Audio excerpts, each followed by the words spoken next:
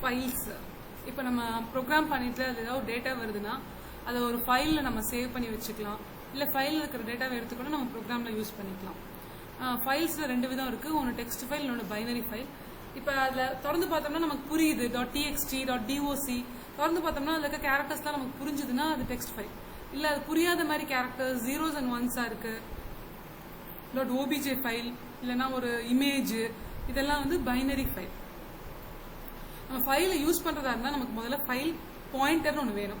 அந்த file pointer அப்படிங்கிறது என்னன்னா அதில் தான் ஒரிஜினலாக ஃபைலோட நேம் என்ன, லொக்கேஷன் என்ன மோடில், ரீடிங் மோடா ரைட்டிங் மோடா, எதில் ஓப்பன் பண்ணியிருக்கோம், அந்த கர்சர் வந்து எந்த பொசிஷனில் இருக்குது, இதெல்லாம் வந்து அந்த ஃபைல் பாயிண்டர் தான் ட்ராக் பண்ணிட்டு இருக்கோம்.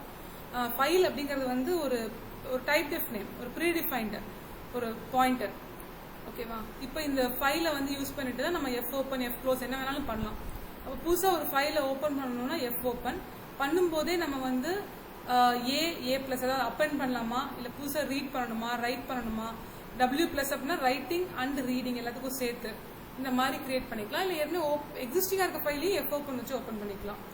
அந்த ஃபைலில் இருக்கிற டேட்டாவை நம்ம ரீட் பண்ணணும்னா எஃப் ஸ்கேனப் இல்லை எஃப் கெட்டஸ், ரைட் பண்ணுறதுக்கு எஃப் பிரிண்டப் இல்லை எஃப் புட்டஸ், ஒரு அந்த கர்சரை மூவ் பண்ணணுங்கிறதுக்கு சீக்கு ரீவைண்ட், இந்த மாதிரி கடைசியாக எல்லாம் முடிச்சுட்டு ஃபைலை க்ளோஸ் பண்ணுறதுக்கு எஃப் க்ளோஸ். ஆனால் எல்லாமே இந்த ஃபைல் பாயிண்டரை வச்சு தான் பண்ண முடியும்.